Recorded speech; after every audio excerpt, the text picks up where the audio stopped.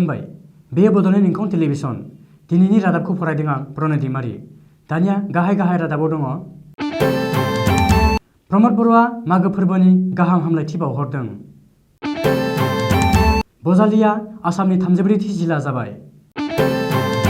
नगावआव गिख्रंथाव लामा जाब्रबथाय, जाथायसालियावनो 2 जिउ खहा। आसामनि दाब जायगायाव दिनै कर'ना भेक्सिन दैथायबाय। जाखांफु फुटबल गेलेगिरि रैसुमै बसुमतारिया मोनथि मोनै बेरामजों जुजिनांदों।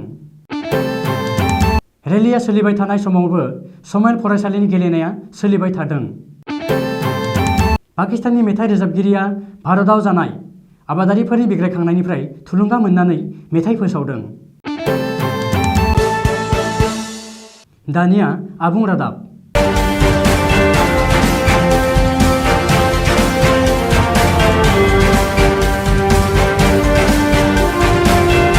बिटिआरनि साफ्रोमबो रायजो राजाफोरजों लोगोसे साफ्रोमबो आसामारिफोरनो मागो दमासि आरो मागो फोरबोनि गावनि गाहाम हामलायनायखौ जासिहरदों बिटिआरनि गाहाय प्रमद बर'आ। बेजों लोगोसेनो प्रमद बर'आ सुलुङाव बुंदों दि साफ्रोमबो सुबुङा गावबा गावनि मानखौ लानानै रैखाथियाव थांना थानायाव जायफोर जेंना नुजाथियो बेफोर जेंनाखौनो बिटिसि सोरखारा सुस्रांनो नाजादों।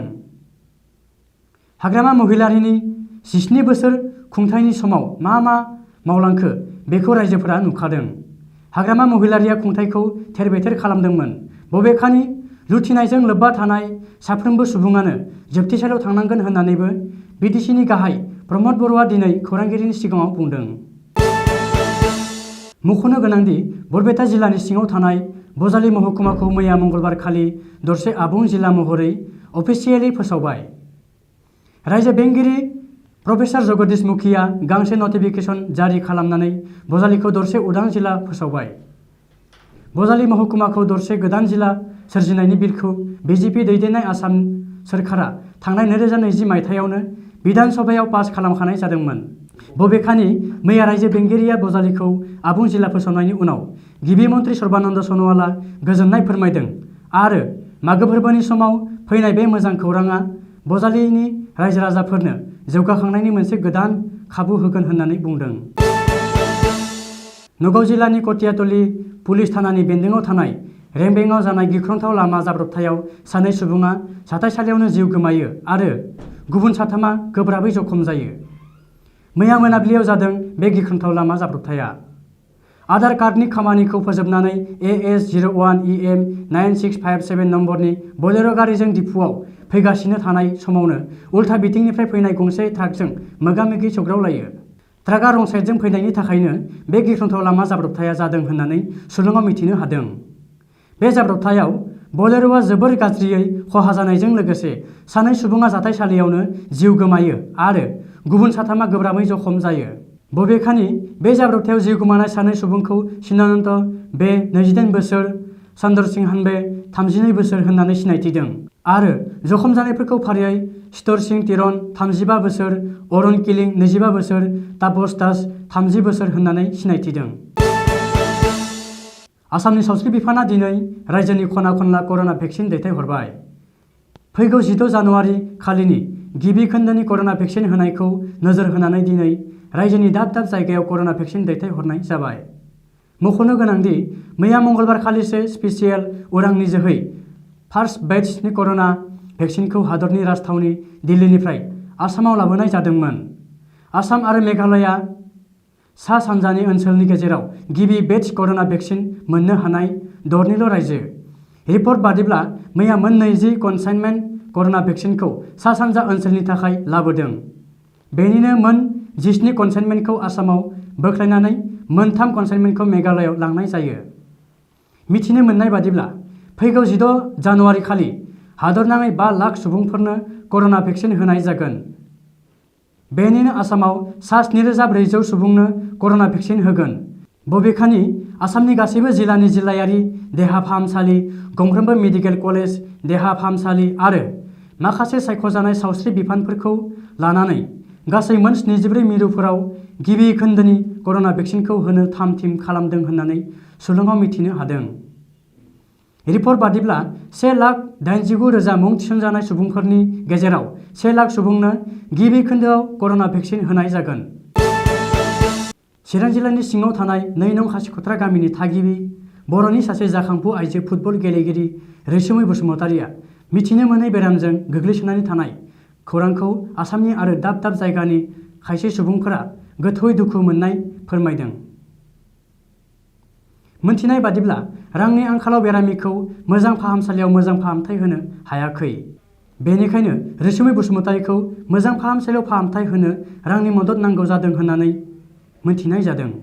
मोनथिनाय बादिब्ला फेसबुक आरो बायदि खौरां फोसावलायफोरनि जोहै बेरामि रैसुमै बसुमतारिखौ मोनथिमोनै बेरामनिफ्राय रैखाथि होनो थाखाय रैसुमैनि नखरा अनसुंथाइ एबा मदद बिनायखौ गुवारै गोसारनाय नुनो मोननाय जादों।